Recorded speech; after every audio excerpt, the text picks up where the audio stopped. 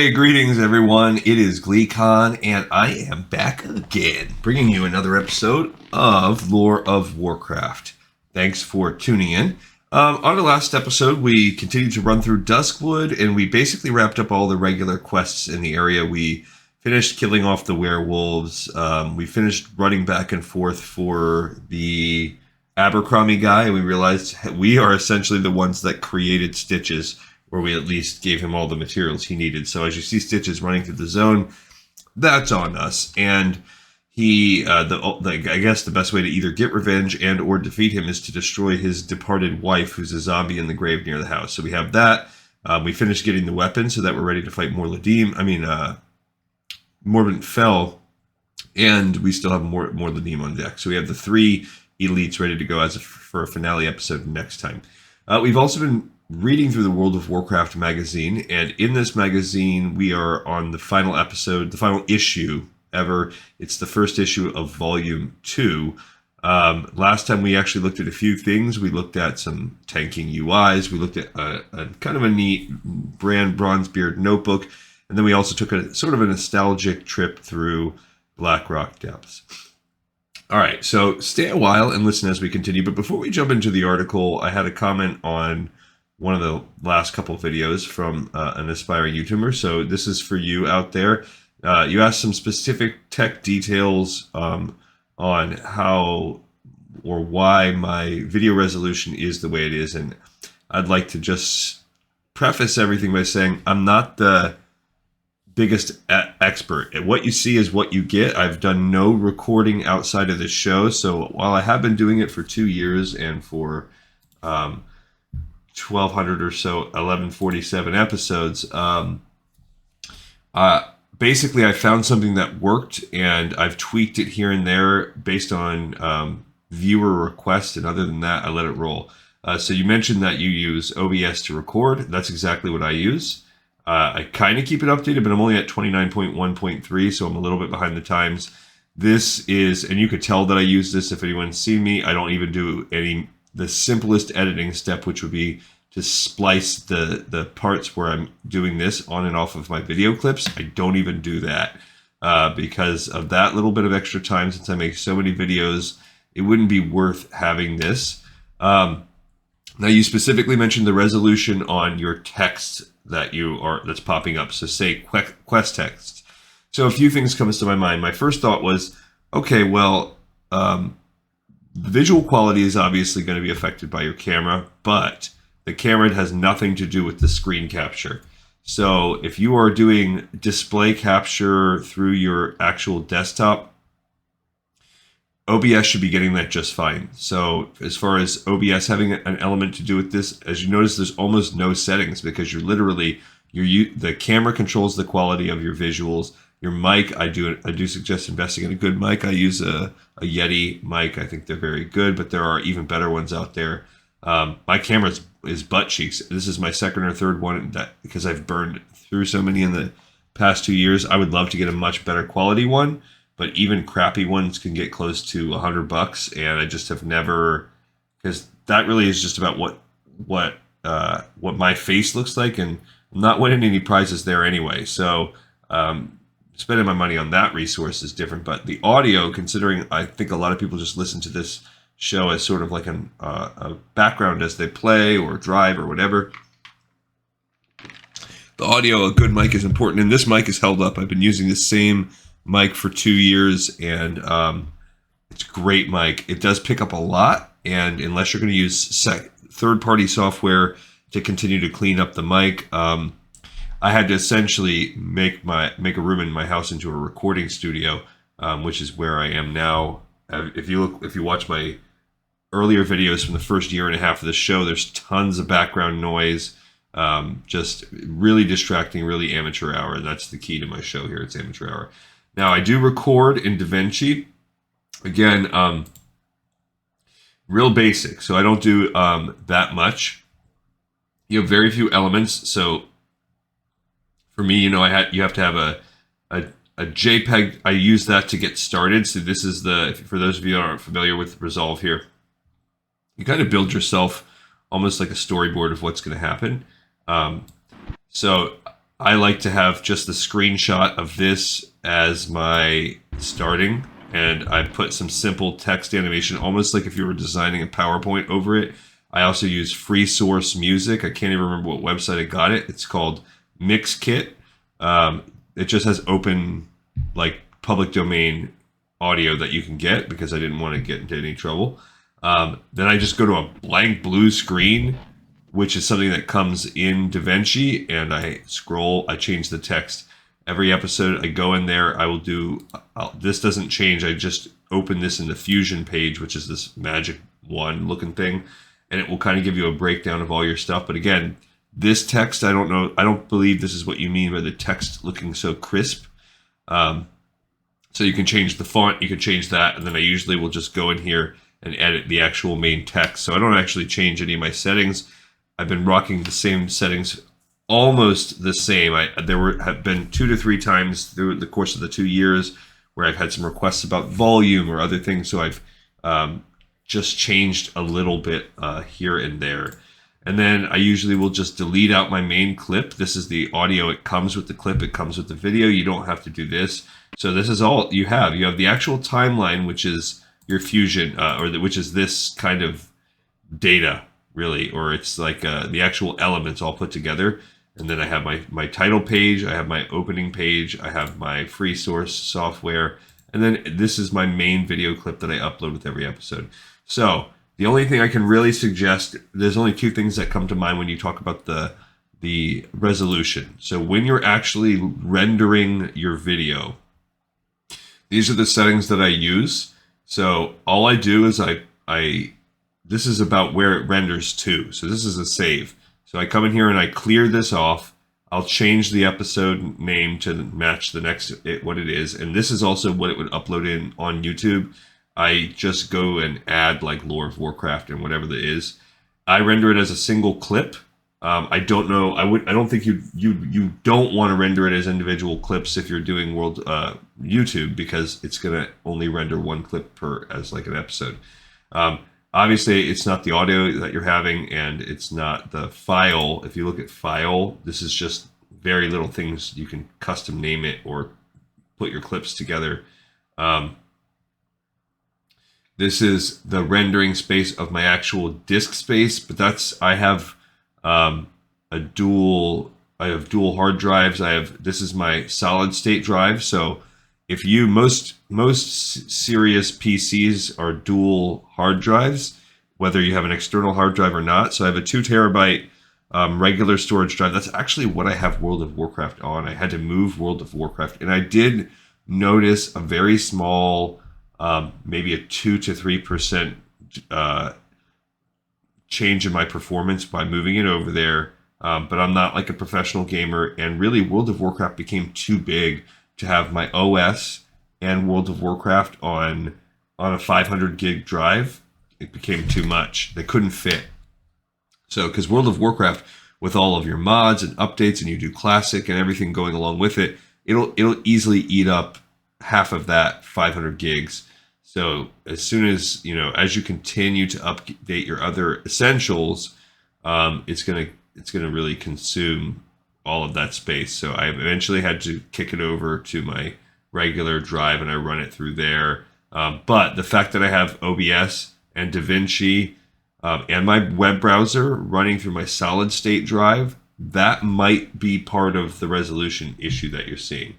If you notice, I don't do anything. So when it says the resolution, this is another thing.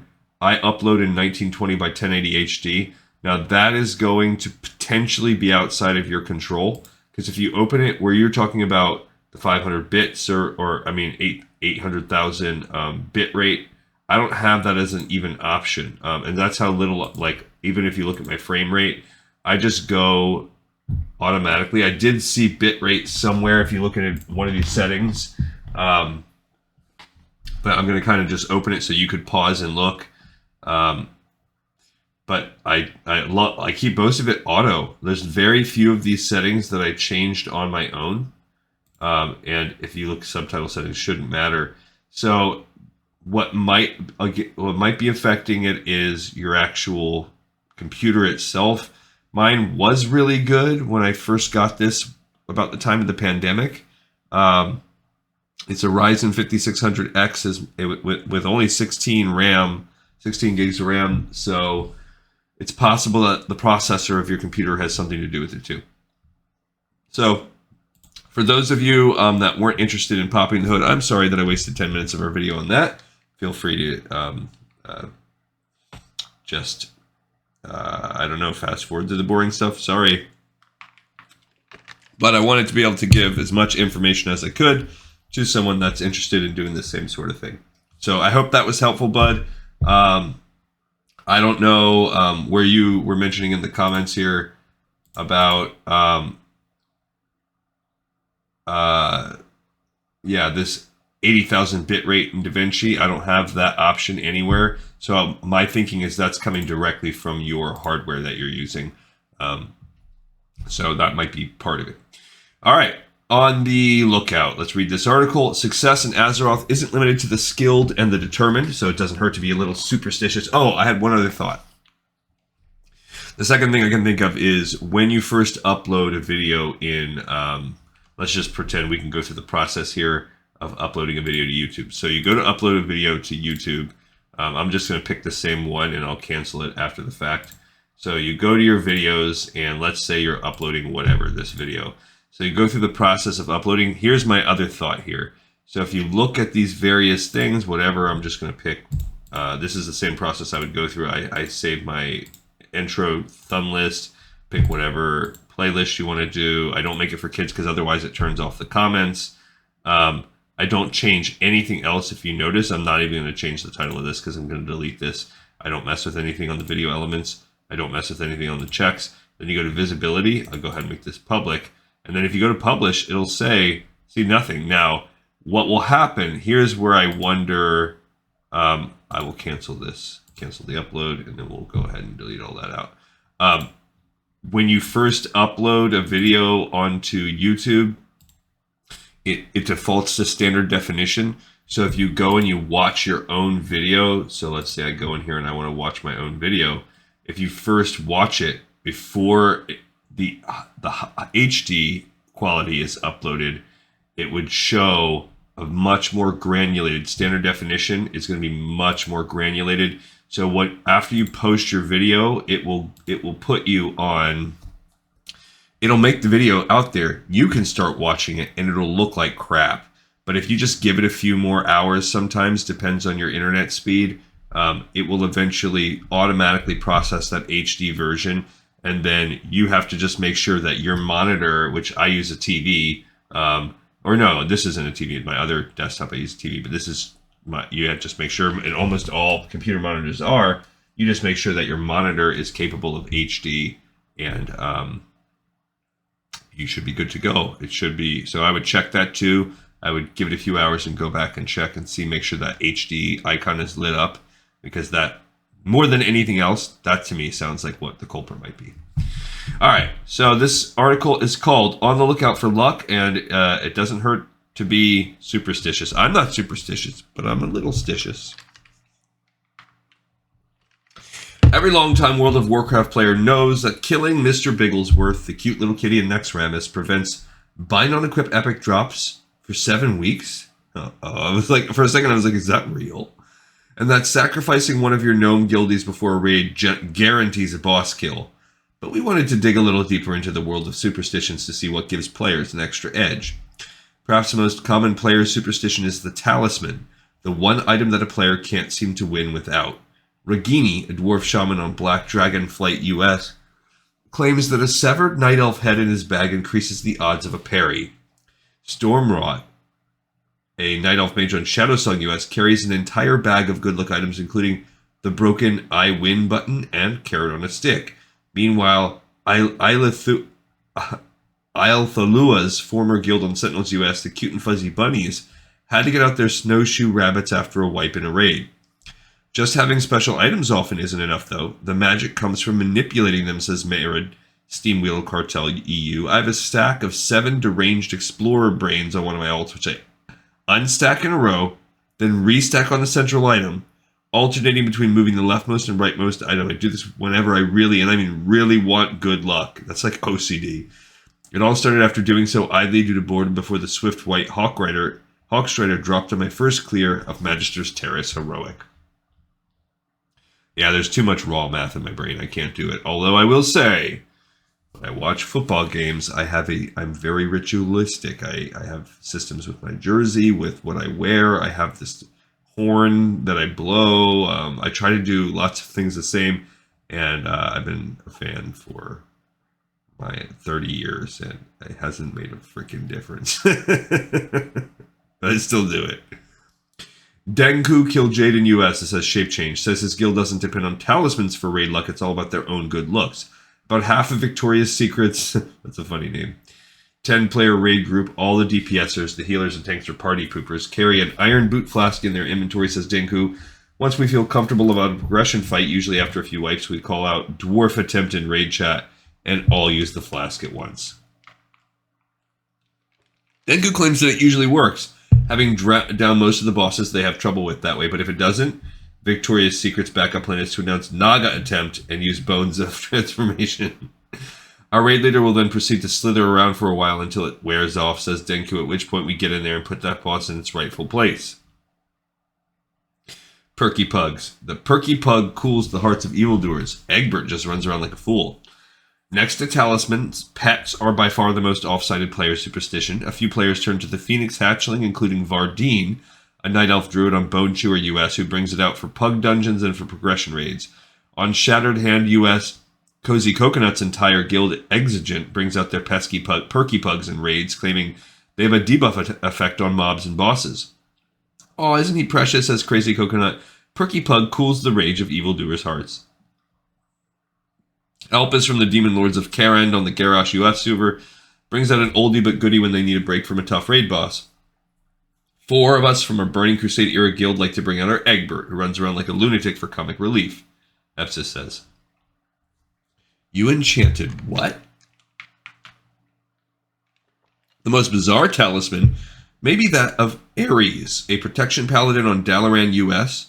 Chip Norris, as Ares' Chip Timberaxe with Berserking is affectionately known, was born late one night when a guildie refused to take the mats Ares had purchased with 1,000 gold to help him enchant his newly obtained Armageddon two-handed sword. I issued my guildie an ultimatum. If he didn't take the mats, I would use them to enchant a random gray in my bags. You wouldn't dare, was his reply, and that's how I invested 1,000 gold into a chipped timber axe. Ares kept the chipped timber axe in a bag for fun until he had a weapon break during a run and found himself using it during a boss kill. I checked the logs, and Chip Norris got in the death blows, says Ares. Since then, Chip Norris received a permanent slot in Ares' bag space and became a part of several boss kills. Okay, so maybe the Chip Norris didn't increase my DPS, but it got a lot of laughs. After the success of the axe, Ares was inspired to build a best-in-slot gray set. He went to Wowhead, made a list of the best gray quality items, and then asked around for them in general chat, offering high rewards for items with little value. It's funny what people will do when you start a scavenger hunt in the trade channel offering gold pieces. I offered 500 gold for 2 tarnished silver rings, which are a 3% drop from one of the daily quests for the cooking daily in Chatrith City. Shat had never seen so many people flying around the city. It was like we were in the Burning Crusade again. After collecting and enchanting all the items, Ares made it his pre-pull raid set. I've successfully tanked most of the Wrath of the Lich King heroics in that set. Thank you, healers. That's kind of funny. Brewfest Pony Kegs. Down a cold one, down a boss. Please drink and tank responsibly. Warrior spell, Anger Draw. According to several players, the proper emotional state can increase World of Warcraft success. Zona on the Lethon US server in the Too Drunk to Pull guild is convinced that his Brewfest Pony Keg must be tapped just before a raid. Zona says both of our tanks were dwarves and they each enjoyed tanking quite smashed. Sober nights, we wiped horrifically. As soon as the keg hit the floor, we crushed bosses. Battle songs over voice chat seem to be another effective means of increasing the crit rate. Flaneur, a tank with Mandelbrot sect on Lothar US, absolutely must sing the Ballad of John and Yoko on voice chat before a 10-player raid. Moody Gal on Rexar US claims that the pixelated banana from the Flash animation Peanut Butter Jelly Time induces fear on raid bosses in Molten Core. Scarlight, a Blood Elf priest on Archimon US, prefers the animated metal band Death Clock when the chips are down. I remember that from like Guitar Hero. Perhaps the most frequently mentioned emotional channeling, however, occurs amongst warriors. Brian Leno, who plays a Fury spec, finds that real-life anger translates into warrior rage. My crit rate and survival goes up, Brian claims. It's like the hit glances off you while you smash people, but it only lasts until you start cackling and feel better. I do not get that vibe. Anger does not usually help for me. Although I would say I have more experience getting... I don't usually get frustrated in the same way with this game. It's more when I play like from software games like Sekiro and stuff like that, when I might be playing one boss for 12 straight hours. Don't brag on voice chat. While most players focused on what brought them luck during the game, a few told us tales of woe. Curses and bad karma can strike a player at almost any time, most notably when they think they've gotten the game figured out. Alex Mack claims that the World of Warcraft gods listen when you brag about an easy kill over voice communications. Every time some loudmouth on Vent brags about how easy a boss is, Blizzard buffs him and we spend half the night wiping, says Alex. Alex recalls an evening that when that very thing happened. We were working on a full clear in Ulduar when one of my guildies yelled, "Let's snuff Ignis quick and move on to the hard bosses." Sure enough, we got hosed 3 or 4 times. I swear Ignis's animation changed and he laughed at us. We all saw it. Other ill omens in World of Warcraft include the number 13. Cyber Weasel, a gnome mage on Velen US, never lets anything stack to 13 in a bag. And Ryaski Bird on Sentinel's US server reports the same. The hex from doing so can only be removed by using an item or purchasing another, not simply moving items from bag to bag. Finally, Aliak, a troll mage on Malfurion US, insists that casting Blink in doorways during a raid instance may be amusing, but it is a bad juju. You absolutely have to destroy all the snakes in the den of Ceratus and Gundrak before making an attempt on the boss, Sladran, and of course that you should never ever kill Mr. Bigglesworth in Naxxramas. Here's the gnome sacrifice one. Much to the chagrin of gnome players everywhere, it's been reported on several realms that sacrificing one of your gnomes at the beginning of a raid increases the chance of success. The Mandelbrot sect, a guild on Lothar US, claims they first noticed the gnome sacrifice tick in Karazhan. After a gnome died, they got their rhythm down and moved through quicker. It soon became a tradition in the guild to sacrifice a gnome before a raid. There are, however, some drawbacks to the gnome sacrifice scheme. Unfortunately, confesses Flaneur, guildmaster of the Mandelbrot sect, all our gnomes end up leaving the guild, probably sick of being sacrificed. But many gnomes, like Mushanga on Zenadar EU, acknowledge dying is just part of the job. Gnomish sacrifice usually works wonders when you're trying to score that first kill on a boss. Sadly, I'm the only raiding gnome in the guild, so it gets kind of painful for me.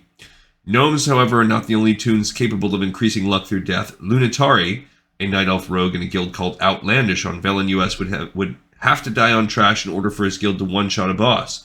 It started as a joke, says Lunatari, then it turned into a ritualistic suicide after it worked too many times. After a while of it, I'd tell the group to stay back near the entrance so I could run in, pull something, and die, said Lunatari. Then we'd go in and kill the bosses. Of course, the boss kill gods are not the only World of Warcraft gods to be appeased. Sacrifice seems to work equally well as a strategy for obtaining loot. Lovin, who currently plays on Blackhand US, says that his guild would blow themselves up in Illidan's fire during the boss's death to guarantee a Warglyve of Aznoth drop. Strangely, the entire guild is not equipped with the legendary loot. That's a superstition for you. Alright, so that was a silly little sidebar article. Alright, so this is called The Art of War Updated. Oh, I think we took an episode off, or maybe we didn't, an issue off, I always say episode.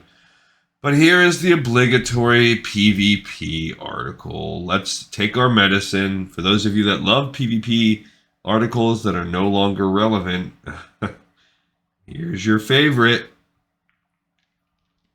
For me, these are hands down my least fave.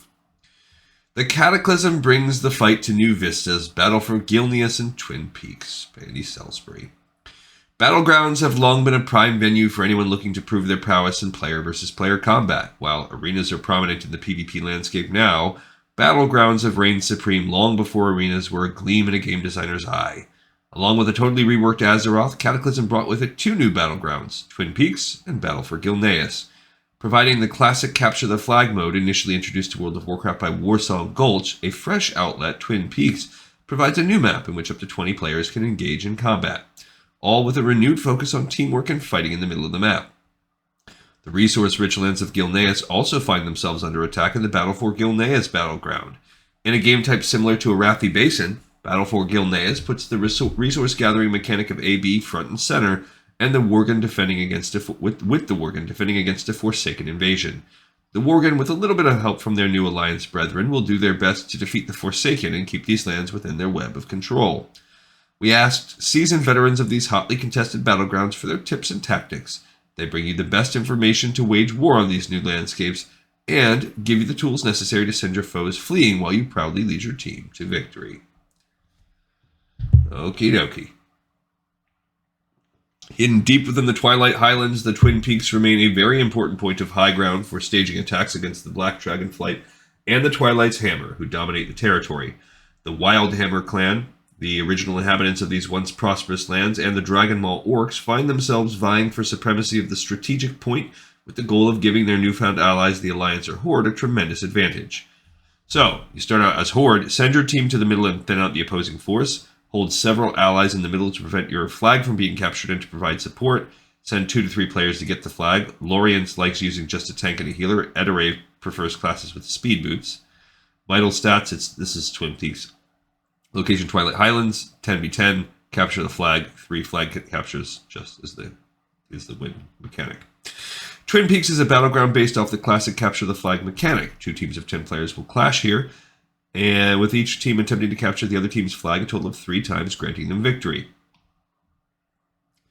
Work together. Twin Peaks require that you work as a member of a cohesive team. It doesn't matter if you're running the flag, defending your base, or just trying to thin out a crowd of opponents. You're going to have to work with your allies to achieve it.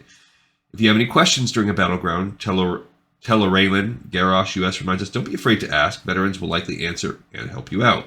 Remember that you should never ever hang your teammates out to dry. If someone manages to grab the opposing flag and they're running it alone, provide support. Even if you're only able to stall the force of 2 to 3 enemy players, it gives you a huge advantage in getting your flag carrier closer to your home base. Not to mention friendly healers. When you join a battleground, your individual skill doesn't matter all that much. Your gladiator title, while impressive, doesn't carry as much weight. And instead of working on defeating a small team of 2, you're now going to have to consider the bigger picture. This might sound callous, but know your role on the battlefield and execute it as perfectly as you can. Control the middle. If there's one thing you hear repeated time and again in battlegrounds, it's that you shouldn't fight in the middle under any circumstance. However, Twin Peaks' narrow map shape makes this a uniquely viable strategy. You generally want to hold the middle of the map with the majority of your group and healers while sending a tank and a healer to pick up the enemy flag. Lorience of Shattered Halls US says, what will tend to happen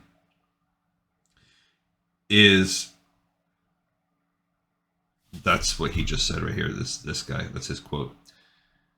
Is that the side with the better survivability will end up controlling the middle, which gives them the advantage of being able to intercept enemy flag carriers while also being able to support their own flag carrier. In most scenarios, this will lead to victory.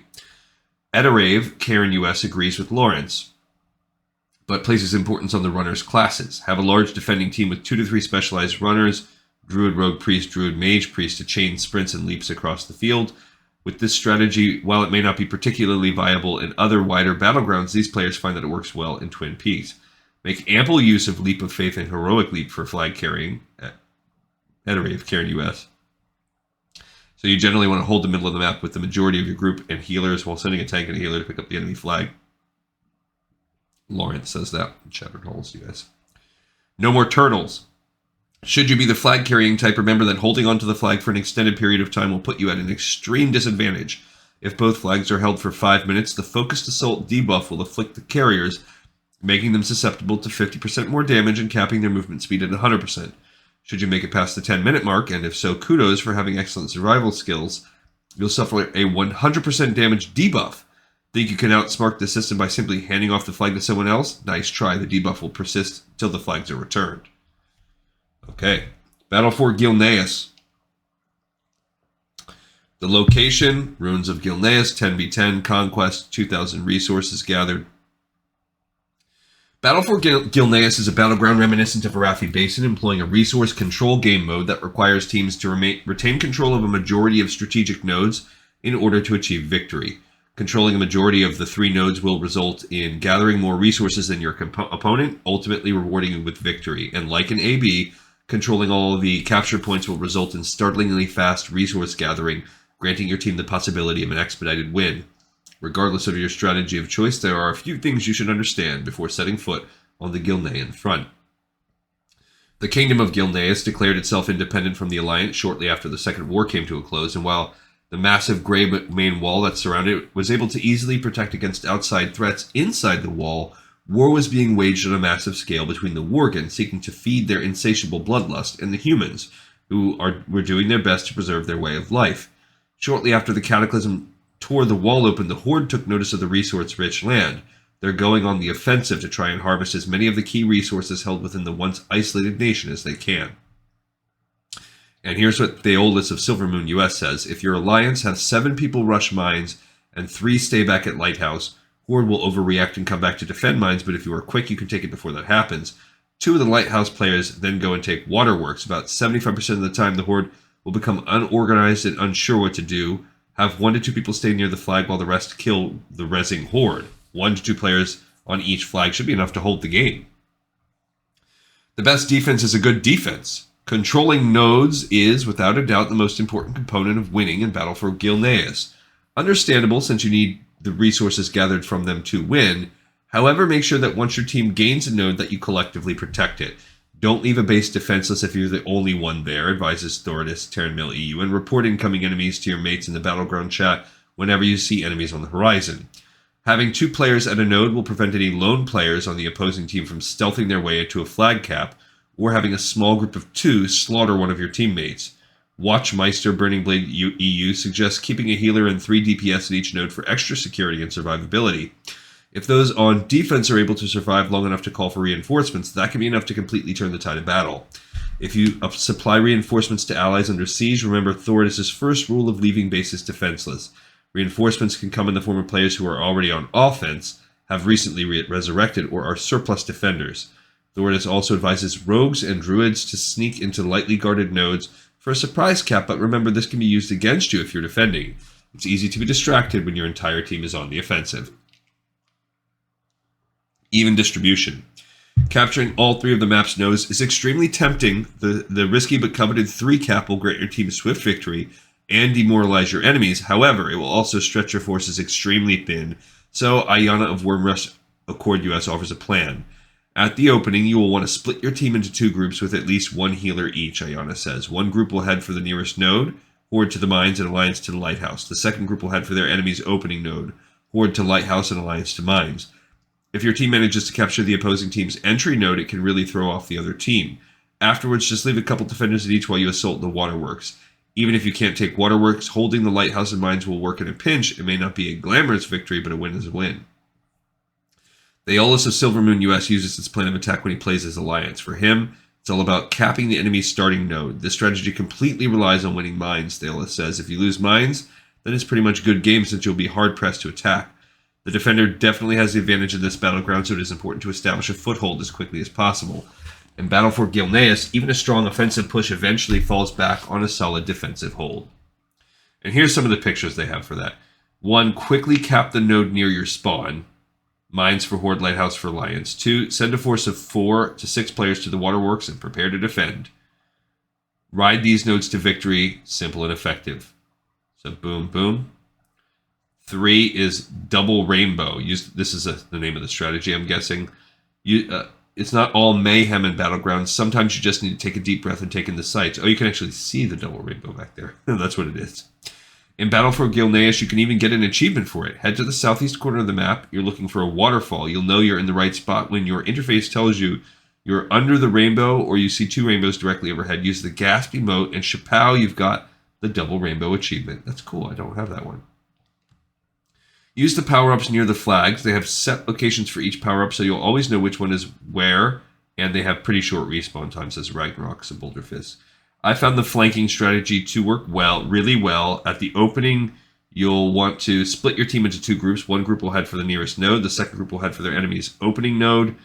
If your team manages to capture the opposing team's entry node, it can really throw off the other team, says Ayana of Wormrest Accord. All right, so that was our PvP when we got through it. Now we're going to read one called Life at 85.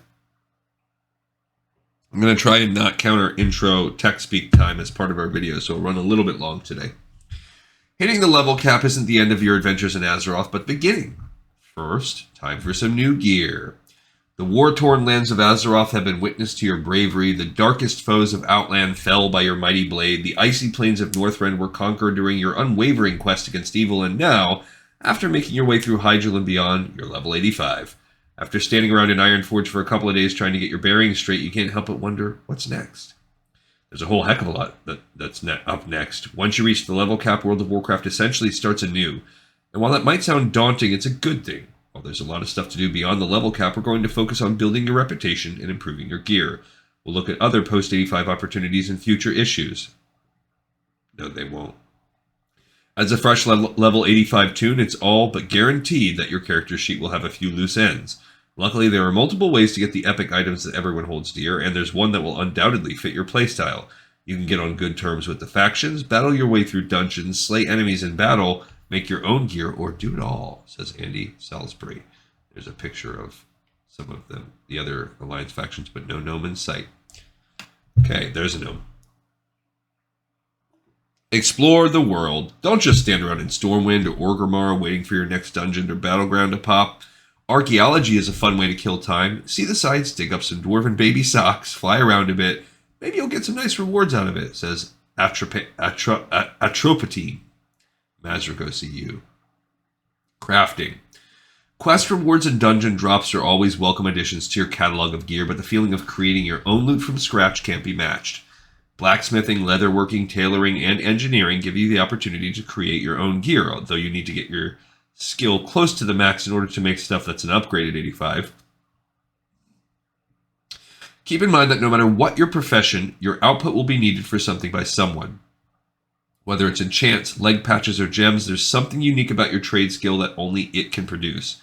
Not only will having a max level trade skill provide you with a huge cost savings by permitting you to create your own pieces of gear and or enchants, but you'll put yourself in a prime position to capitalize on the growing demand for refined goods on your faction's auction house. If you don't have any of these professions, don't despair. You can still get many of the same items by either buying them on the auction house or by finding a friend willing to make them for you, for a reasonable price, of course. Okay, you can also run dungeons. The cool thing about dungeons, aside from running them, that is that there's more than one way to get gear from them. The main source of equipment in a dungeon is from the mobs you defeat.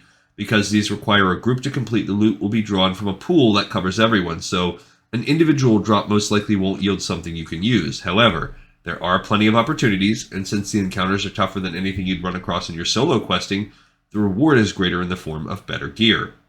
Even if your luck is bad, you'll still earn Justice points for completing dungeons. Justice points can be used to purchase high-level gear from vendors, including heirloom pieces for any lower-level toons you may have. And if that's not enough, the level 85 normal dungeons, Halls of Origination, Grim Batal, and Lost City of the Tol'vir will give you reputation for your tabard's faction for every mob you defeat. 85 is very much the college years of World of Warcraft. Contemplate your life decisions and start experimenting with gear and talents, says Watt and Frostmaid. Of course, questing. Alright, you're a level 85 hotshot now. Think you've seen and done it all? You're probably mistaken. Quests in World of Warcraft award a lot of experience, enough for you to hit the level cap with entire zones unexplored. The Cataclysm storyline eventually leads you to the Twilight Highlands, a land chock full of high-level quests that feature high-level gear. As you approach the end of the Twilight story, you'll have the chance to earn some of the best gear in the game. You won't want to miss out on the Crucible of Carnage, the source of 4 great weapons, including the very manly staff. Make sure you finish up Uldum and Deepum as well. Not only will you be getting gear in the always useful gold, but you'll be building reputation in the Therazane, Ramkahan, Earthen Ring, and Wildhammer Alliance or Dragonmaw Horde factions. Cool. Reputation. This is a little bit bad camera I took. So why should you worry about your reputation? Who cares what Therazane thinks about you? Gaining reputation with the various factions in World of Warcraft is an essential step in gear progression. The best shoulder and helm enchants for your character will be scattered across different factions, but they're very easy to find. You've likely seen them on your road to 85, or scoped them out during an info hoarding foray into Wowhead. Make note that there are several ways to earn reputation with any faction. First is simply completing normal quests given by faction NPCs. You'll probably do this without thinking about it as you level up your toon, but if you haven't looked at your reputation tab for a while and find yourself honored with Ramkahin, this is probably why. Second, in championing a cause with a tabard, where a faction tabard while you're in a max level dungeon, and killing mobs will gain you reputation with that faction. Keep in mind that the tabard can be equipped and must be equipped and not just in your bag for reputation to be gained. There's the different faction tabards they're all wearing. Third is doing daily quests. Daily quests are quite possibly the best way to go about gaining both reputation and money, and they don't take up much of your time. They're just tedious. Tabards to tout. Improving your reputation with the various factions in the game usually involves doing quests, but that's not the only way to become exalted. Equip one of these tabards in a level 85 dungeon and you'll earn reputation as you dispose of the bad guys. And for a couple of factions, that's the only way to do it if you want to get to exalted. Player neutral, the Guardians of Hyjal, Therazane, Ramkahin, and Earthen Ring, they all require friendly to buy the tabard. Alliance, Darnassus, Exodar, Gilneas, Nomergon, Ironforge, Stormwind, and the Wildhammer clan, although that requires friendly. Horde, Bilgewater Cartel, Darkspear, Orgrimmar, Silvermoon City, Thunderbluff, Undercity, and Dragonmaw clan, which requires friendly. The others, I believe you all start at friendly already, so there's no need to. Dailies, dailies, dailies. While you're out there, hit up the Quartermasters for their respective tabards. Boosting Wep while running heroics is an epic win.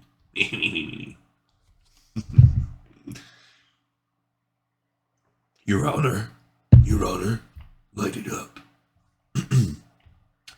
If dungeons aren't your style, or if you're looking for a change of pace, why not give PvP a try? It's not just fighting tooth and nail over resources and flags, it's also a great way to go about getting some excellent gear. Your first few engagements will likely be very painful experiences. Your gear is fresh and will lack resilience, a PvP stat that reduces damage dealt to you by other players, making you a target for battleground veterans. You're going to get ripped to shreds, but you'll still be gaining honor for your efforts. If you're actively engaging in combat, you'll be rewarded with honor points, plus a nice bonus for winning a battleground. It should be noted that honor points are primarily gained through competing objectives in battlegrounds, such as capturing a flag in Warsaw Gulch or defending a captured point in battle for Gilneas, so killing the opposing team isn't always the best option. Additionally, you can get a daily bonus of 90 honor and 25 conquest points by winning a daily random battleground. Battlegrounds aren't the only way to get PvP gear. Arenas are a good way for you and a few buddies to band together for a common cause. There are competitions for teams of 2, 3, or 5 players, and you earn 180 conquest points for every victory up to a weekly cap. If you enjoy the consistent teams of Arena and the objective-based goals of a battleground, check out Rated Battlegrounds. In a 10 or 15 player group, face off in a more competitive match with Arena-style rankings. They reward 400 conquest points per victory up to a weekly cap. Conquest points buy a higher level of PvP gear than honor points, so while the learning curve for Arenas and Rated Battlegrounds is steep, the rewards are worth it. The Tolbarad Zone offers both regular chances for PvP and daily quests for reputation and currency that you can spend at the Baradin's Wardens or Hellscream's Reach Quartermasters, depending on your faction. Along with PvP gear, these Quartermasters sell a useful variety of trinkets, weapons, pets, and mounts. Keep in mind that if your faction is control of Tolbarad, at least 6 more daily quests will be available. The price is right. Although it may seem a little crash, you can straight up buy better gear through various vendors. There's a catch though, they might not take your gold. Most faction quartermasters will sell you shinies if you're on good terms with them, but not the Tolbarad factions. Baradin's Wardens and Hellscream's Reach, which trade only in Tolbarad combinations. Additionally, major cities' house quartermasters offer high-level gear in exchange for justice and valor points from dungeons and raids, and honor and conquest points from PvP activities. These days, gold just doesn't go as far as it used to. That is true. All right, so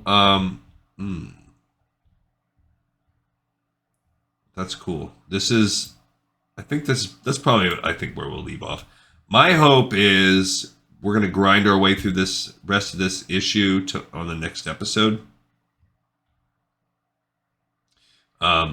And my hope is that this is a pretty cool. We're going to talk about World of Warcraft comic on the next article, and I hope between that, I just don't want to make this one be the one where we run so long, since I already went long doing some techie stuff beforehand.